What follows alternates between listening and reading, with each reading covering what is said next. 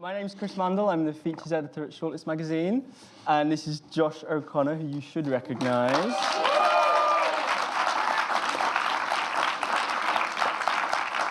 I wanted to start by just saying thank you so much for everyone for coming in the first place and supporting the film.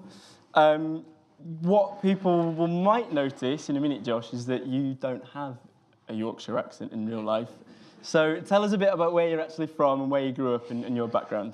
Yeah, so I grew up in a lovely spa town called Cheltenham, Cheltenham Spa in Gloucestershire. And yeah, but my mum was from Yorkshire, actually, from North Yorkshire, but she didn't have an accent.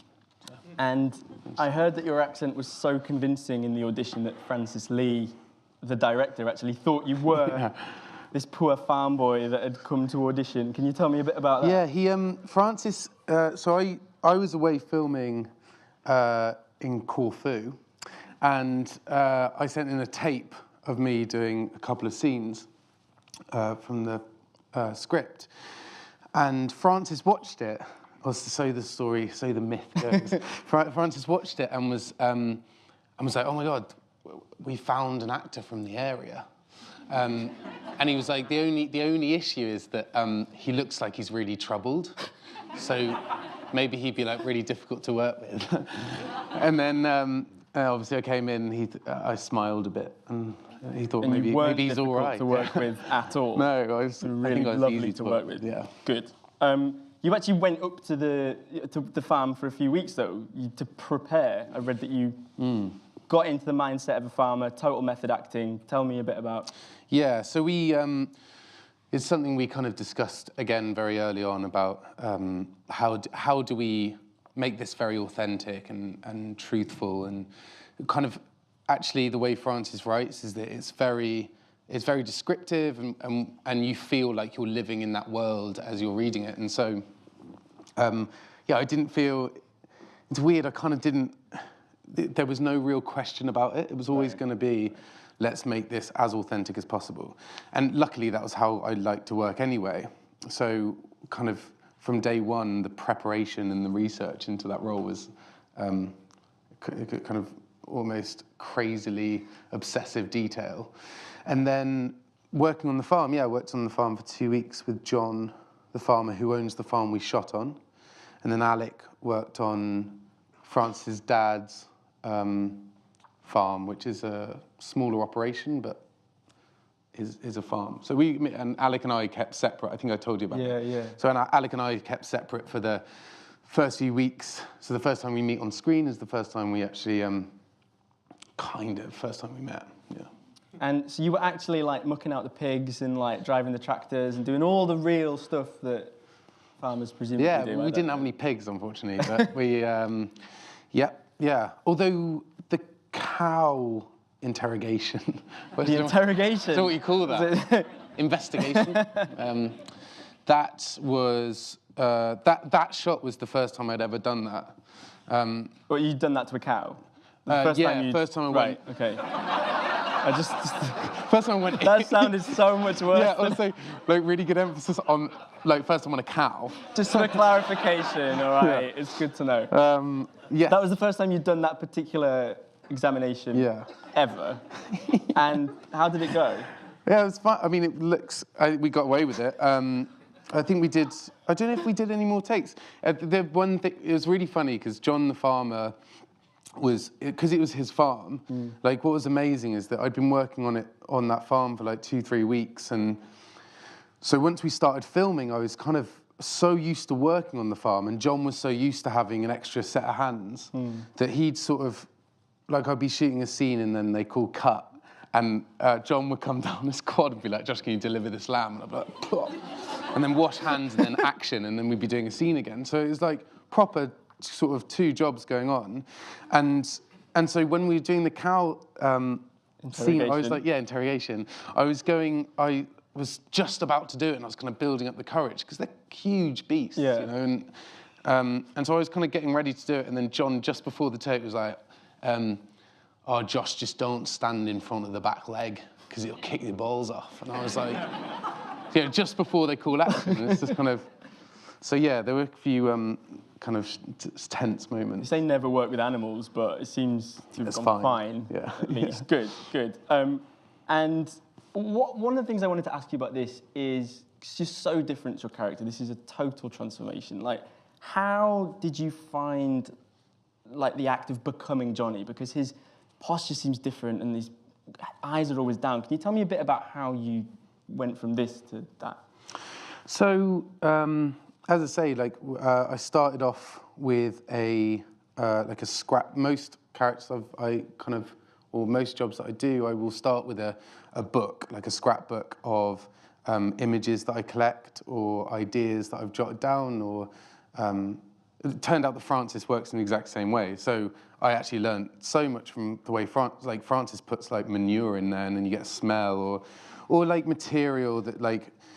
Essentially, you build up a memory bank, so that by the time you start day one of filming, i.e. day one of the narrative, you know Johnny Saxby in this case, or whoever it is, back to front. And so a huge part of that, obviously, is the kind of his accent or his the way he stands. And me and Francis had this early conversation where we were talking about like the weather in Yorkshire, and how Johnny interacts with the landscape. And I kind of what I understood was that Johnny doesn't interact with the landscape. It's like I kind of those fields, John's farm, are so beautiful for Josh from Cheltenham because it's a stunning landscape, and it maybe for some of the audiences of this film, it's beautiful. For someone who works there, it's their land, it's their work, and it's muddy and it's unforgiving and it's ugly, and the rain doesn't. It's not like normal rainfall where it falls from the sky. It falls like sideways and upside down, and it batters you. And so what you find is then you're arched over, your hood's up. You don't look up, and that then also allows for a journey for the character where Georgi comes in and teaches Johnny to take his hood down, or teaches Johnny to look up. I think it's the only landscape shot in the film is when they get to the mountainside, to the hillside, and look out. And that's the first time, and it's like, this is Johnny's playground, this is his world, and yet he hasn't looked up, he hasn't taken it in, or if he has, it's been like, oh, that's shit. It's kind of it's kind of the moment where you realise that rather than this film being about how brutal and unforgiving the North is, that scene's so beautiful that's when you realise it's actually a love letter to Yorkshire, basically, and that's when we see it through Georgi's eyes for the first time. It's an incredible landscape, and suddenly after that, I think the film everything, you start to notice the beauty in all these little moments. Yeah, it's funny. Yeah, you're right. I just dropped in and watched the last 10 minutes of this, and actually I haven't watched this film all the way through since Sundance when we premiered it. And I haven't watched any more than about 20 minutes since either. But it's kind of funny how you, like looking back, actually my relationship with that landscape, playing Johnny, was equally kind of quite grim, because it's just not pleasant when you're working in that world. It's not pleasant, and it always gets me when Georgi kind of comes into that world and teaches him how to interact emotionally to humans, but also to landscapes. And he's so kind, even when your character's being a bit of a dick to him. I mean, it's incredible. It's so amazing that there's a character who sees the good in people, even someone also doesn't take any bullshit, as well. He's like, comes back at, Yeah. But one of the things I wanted to ask about this is when we meet your character and he is, his arm is up and his guard's up and he's sort of going around in a bit of not socialising. Do you think he knows then that he needs someone to come and rescue him? Do you think he is aware of how lonely he is?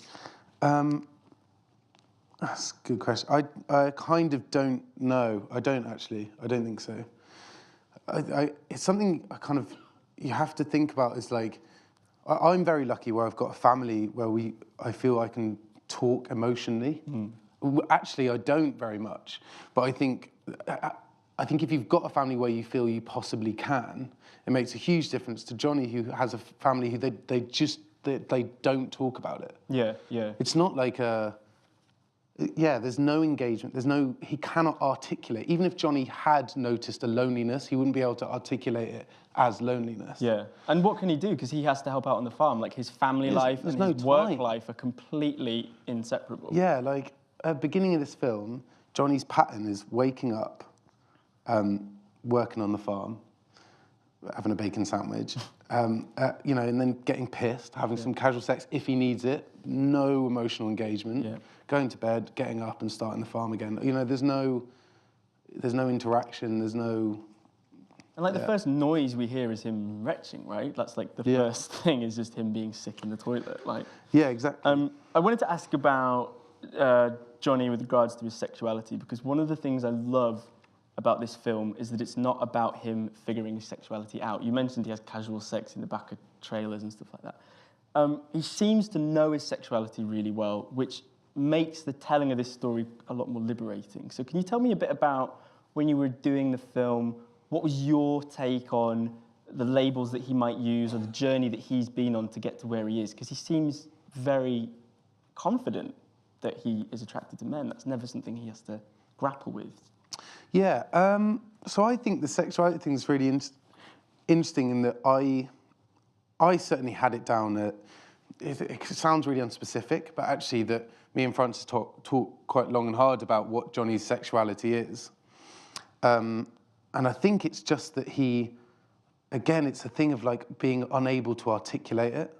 That there's no, he needs to have sex, and it's with men, and in this story. And I think there was a very early draft where maybe there was a female character that he maybe had an interaction with, but that was kind of gone. I think his sexuality, I mean, again, this film is not about his sexuality as such, but I think what I found really interesting is that is more his relationship to sexuality as opposed to his sexuality, or his relationship to sex. And that we see someone who, at the beginning of this narrative, is kind of takes, and that's all he has. And when someone says, "Do you want to go for a drink?" and he's like, "What?" I have no understanding of why you would do that. He really rejects that guy. Yeah, totally. No. But then he kind of learns, and I think that's a really important thing, regardless of the nature of our kind of societal norms of what sexuality is. I think the concept of learning how to engage sexually works across all boards, and I think that was what when Francis and I discussed it, it was very much on that. It was kind of like, how do we explore that, you know? And it also, like, it all starts physically, and then the emotional stuff comes later, which is kind of the opposite when you see a lot of, like, love, like, romance and stuff. It's usually the heart goes first, but it's kind of the opposite, and I'm pretty sure their first encounter is, like, also kind of a fight, which is, like, really unromantic. Yeah. So we're trying to beat each other up, basically. Yeah. Whatever works, I suppose. Yeah, you're right. That's right. Were you surprised, and I ask this because I was, were you surprised that the film had such a happy ending? Yeah, but happily surprised. I mean, I'm a sucker for it, and so is Francis. And I think, I very strongly believe that we should have more hope in film and in art in general. And I think it's a crying shame that we don't. And especially in queer cinema, where we very often have themes of depression or sadness or illness or repression. And that this was a film where we're not commenting on that, and that we're commenting on hope. And in a time where politically and in society we're struggling to eke out any sort of remnants of hope, it's quite nice, I think, to see that in screen. Yeah, I think the age of just... Very good answer. I was going to say, I think the age of just showing how awful it is to be gay is kind of, we're past that now, and, you know, we had Brokeback Mountain. But there's a place for that, of course. There's 100% a place for that. But I think, right, there's a place for this as well. Yeah. But I think, you know, there's been so many great queer films this year, and I think because there's been more of them, each of them has less of a burden to do the story. And you've got very conservative ones with very little sex, then you've got this, which is fairly steamy, How do you think the kind of the sex and the nudity and stuff seems like a really integral part of this story? Would you agree? Yeah, 100%. I don't know what you... No, really, yeah. It's funny because, yeah, more in America than anywhere else we took this film, people would say, it was like the first question is like, how did you handle the nude? Like, what do you think about the sex? Do you think it's appropriate? And it's like, it's such an important part of the film. I mean, you're kind of entering a story. The way Joshua James Richards shot the film, the way Francis told this story, is you're on Johnny's shoulder. You're like here, from the beginning to the end of the film, and you're given, as an audience, you're given the privilege of being the third person in that relationship. Mm-hmm.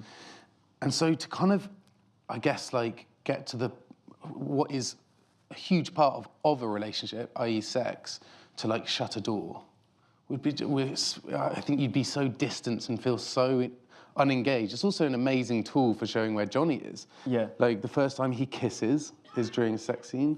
As you say, their first sexual encounter is like an aggressive... Yeah, they're literally in the mud. I mean, yeah. It's about so unhygienic. Yeah, and it's about Johnny... Yeah. Very animalistic as well. Like, you know, I think that's... I think it's very important, essentially, and I can't imagine that film without it. Yeah. I wouldn't want to do a film without it, I think. Yeah, it's really one of the things, as I say, there's been so many films where that need to appeal to broader audiences has meant that, you know, you just don't see as much of the gay experience in them, which seems like a bit of a compromise. Yeah. What about, like, why do you think then, because this is, I kind of took from this and some of your answers earlier about this one man's sort of journey it's really a story about someone finding themselves and kind of, why do you think it's resonated with so many people? Because I know a lot of my straight friends find this completely mesmerising. And so what is it that you think is part of the appeal for so many people? I think that, well, people love to see transformation. So people like to see all the beginnings of a transformation. So people like to see someone who is closed off or is unable to engage with the world and see them begin to see the light or begin to see change. People love to see happy endings. As much as we might not admit it or think it's very cool, people love happy endings. More happy endings, I think. But I think also it's just, you know, like, for me, the best kind of reaction I got from this film was John the farmer, who I spent so much time with and is kind of a very closed-off guy himself. And he came down to London for a screening we did, for a cast and crew screening. It's the first time we'd been to London. First time we'd had a day off, actually, in something like 25 years. And first time he'd been to London in 40-something years. He came down to London, and he saw the film, and he came out, and what he said, this is John the farmer. John came out, and I caught him crying. And then he said to me, I was like, John, what do you think? And he was like, yeah, it's all right. But I think that kind of covers every response. Yeah. It's just, it doesn't matter what walk of life you're from and where, like, whether you're from Cheltenham Spa or Keighley, like I think you'll see a film like this and you can't help but come away with a feeling of hope and love.